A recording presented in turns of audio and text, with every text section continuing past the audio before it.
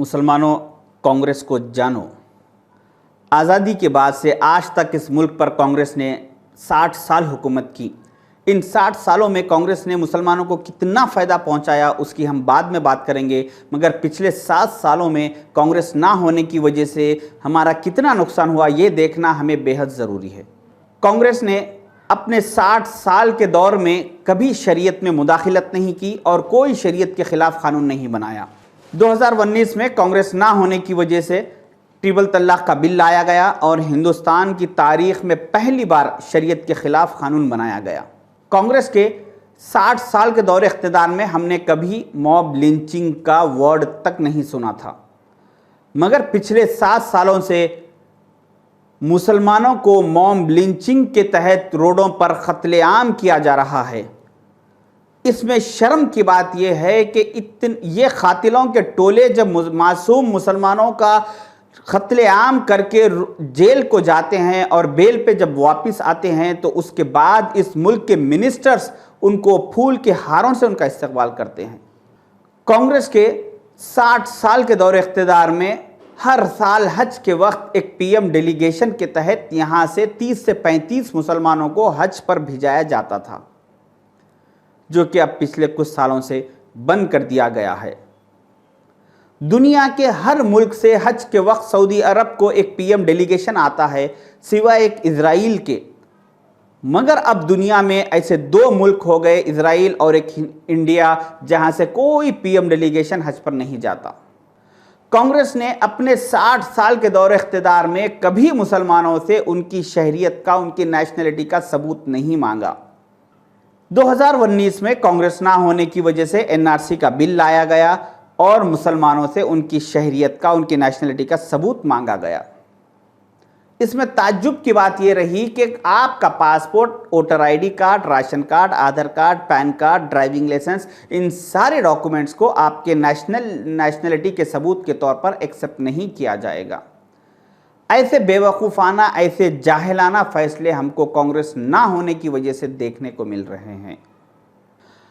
कांग्रेस के 60 साल के दौरे इख्तिदार में आप जुमे के दिन या ईदों के दिन हर मसाजिद के बाहर, रोडों पर, खुले मैदानों पर, सारे मुल्क में हर जगह नमाज अदा कर सकते थे, मगर पिछले कुछ 7 सालों से आहिस्ता आहिस्ता खुले मैदानों पर नमाज पढ़ने पर पाबंदी आयद कर दी जा रही है।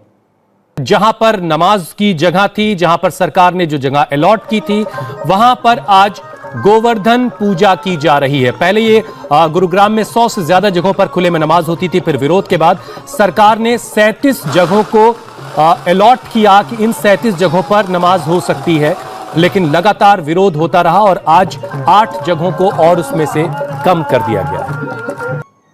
हरियाणा के गुरुग्राम में हुकूमत ने पहले तो सारे शहर में खुले मुकाम पर नमाज पढ़ने पर पाबंदी आयद कर दी।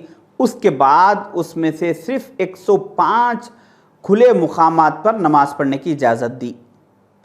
फिर कुछ दिनों बाद कुछ बहाने बनाते हुए 68 प्लेसेस और 68 प्लेसेस पर पाबंदी आयद कर दी और सिर्फ 37 प्लेसेस पर नमाज पढ़ने की इजाज़त को बाकी रखा। फिर कुछ महीनों बाद कुछ बहाने बनाते हुए उन 37 प्लेसेस में से 8 और प्लेसेस पर पाबंदी आयद कर दी और सिर्फ 29 प्लेसेस पर नमाज की इजाज़त को बाकी रखा। शायद के कुछ दिन बाद उन 29 प्लेसेस पर भी पाबंदी आयद कर दी जाएगी और ये नमाज पढ़ने पर खुले मुकामात पर पाबंदी का सिलसिला कहाँ तक जाएगा वो मालूम नहीं। कांग्रेस के 60 साल के दौरे इख्तिदार की सबसे बड़ी खूबी ये रही कि इन 60 सालों में किसी ने भी नबी करीम सल्लल्लाहु अलैहि वसल्लम की शान में गुस्ताखी करने की जुर्रत नहीं की और जिसने कोशिश किया वो सलाखों के पीछे गया। मगर आज एक ट्रेंड चल रहा है पिछले 7 सालों से कि अगर यहाँ पे कोई बड़ा लीडर बनना चाहता है, नऊज़ुबिल्लाह, तो वो सबसे पहला उसका काम ये रह रहा कि वो इस्लाम के ख़िलाफ़ और नबी करीम सल्लल्लाहु अलैहि वसल्लम की शान के ख़िलाफ़ स्टेटमेंट दे रहा है। जैसा कि इस मलून को पूरी प्लानिंग के तहत Y+ सिक्योरिटी पहले दी गई और उसके बाद इससे नबी करीम सल्लल्लाहु अलैहि वसल्लम की शान में गुस्ताखी करवाई गई। वहीं कांग्रेस के दौर में एक और मलून सलमान रुश्दी जो महाराष्ट्र मुंबई का रहने वाला था, उसने जब ये ख्याल किया कि वो नबी सल्लल्लाहु अलैहि वसल्लम की शान के खिलाफ किताब लिखेगा, तो उसने सबसे पहले ये काम किया कि इस मुल्क को उसने सबसे पहले छोड़ दिया और वो लंदन शिफ्ट हुआ। वहां से उसने 26 सितंबर 1988 में एक किताब रिलीज की, जो सारी किताब में उसने नबी सल्लल्लाहु अलैहि वसल्लम की शान के खिलाफ लिखी थी। उस वक्त के प्राइम मिनिस्टर राजीव गांधी जी ने 9 दिन बाद यानी 5 अक्टूबर 1988 को उस किताब पर पाबंदी आयद की और कहा कि हमारे इस मुल्क में प्रॉफिट मोहम्मद के खिलाफ लिखे जाने वाली किताब को हम बर्दाश्त नहीं करेंगे।